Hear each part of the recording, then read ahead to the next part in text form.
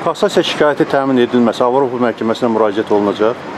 Bilirsiniz, bu məsələ ilə bağlı xahiş edirəm şirkətin rəhbərliyinə müraciət edəsiniz. Yəni ki, onlar istənilən halda bütün məsələləri onlar həll edəcəklər.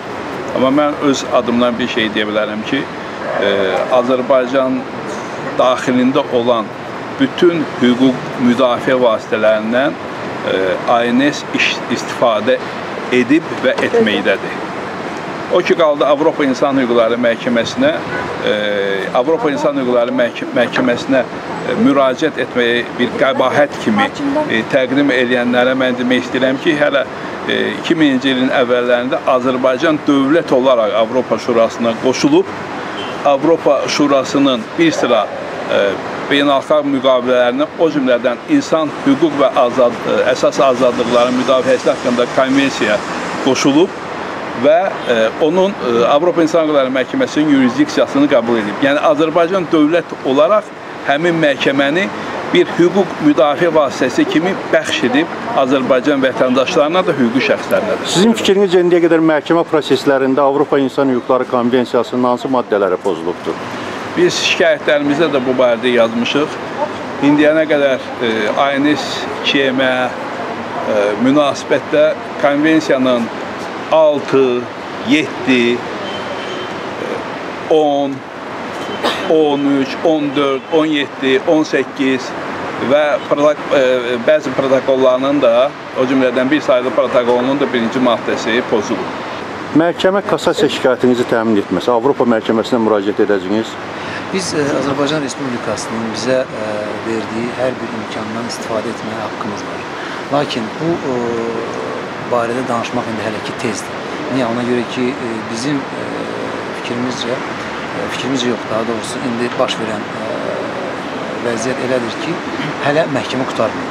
Biz gərək ali məhkəmədə bütün prosesləri sona çatdıraq, ondan sonra hansısa bir qərar verməyə hüququmuz olsun. Hər şeydən əvvəl mən düşünürəm ki, biz bir növ Konstitusiya Məhkəməsinə müraciət edəcəyik və Konstitusiya Məhkəməsindən biz burada ədalət tapa bilməsə, hələ burada məhkəmə qurtarmıyor gördüyünüz kimi, orada biz ədalət gözləyəcəyik inşallah. ANS Şirkətlər Qrupunun mülkiyyəti ilə bağlı vəziyyət necədir?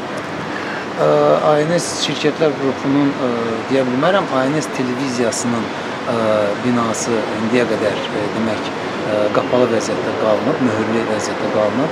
Bizim bütün avadanlığımız, bütün demək ləvazimatlarımız, ən əsası isə çox təhlükəli vəziyyətdə qalmış bizim arxivimizdir ki, bu arxivlər də təəssüflər olsun ki, lazımi şəraitdə indi saxlanılır. Biz müraciət etmişik bununla əlaqəli müvafiq instansiyalara ki, bu məsələni həll etməkdə bizə yardımcı olsunlar və indi onların cavablarını gözləyirik. Hansı instansiyalara? Biz prokurorluğa da müraciət etmişik və Daxili İşlər Nazirliyinə də müraciət etmişik ki, bununla əlaqəli bizə yardımcı olsunlar ki, biz heç olmasa arxivlərimizin saxlama şəraitini lazımi səviyyəyə gətirib çatdıraq. Şurasındadır ki, bildiyiniz kimi xüsusi materialların, video kasetlərin, disklərin saxlama qaydaları var. O qaydalar pozulanda sözsüz ki, orada olan materiallar da keyfiyyətini itirir. Bu, bilirsiniz ki, ANS-in zəngin arxivi var. Demək olar ki, Azərbaycanın müasir tarixi elə demək olar ki, ANS-in kameraları ilə həkk olunub və biz bunların çəkilməsinə bütün həyatımızı həsr etmişik. ANS hansısa bir fərdlərin təşkilatı və yaxud qurumu deyil. ANS məhz Azərbaycan xalqının yaratdığı bir qurumdur. Azərbaycan müstəqilliyi ilə yaşıddır və Azərbaycan xalqına məxsus olan bir qurumdur. Yenicə açılsa ANS televiziyası öz fəaliyyətini necə quracaqdır? ANS qocaman bir təşkilatdır. ANS-in özünün konsepsiyası var ki, bu konsepsiya ilə ANS Azərbaycan Respublikasında mövcud ANS Jurnalist Akademiyası adlı demək təşkilatla 350 nəfərdən çox tələbə örgədir.